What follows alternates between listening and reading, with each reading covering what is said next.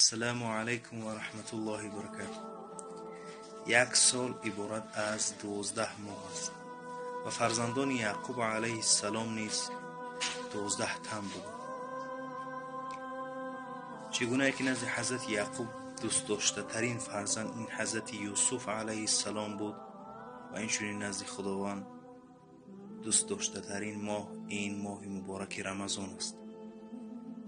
و چگونه که خداوند بخشید فرزندان حضرت یعقوب رو با سبب دعای حضرت یوسف علیه السلام، یعنی 11 برادر او را، اینچنین خداوند می بخشد گناهان 11 ماه انجام داده ما و شما را با برکت ماه مبارک رمضان.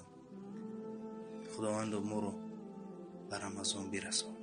اللهم بلغنا رمضان.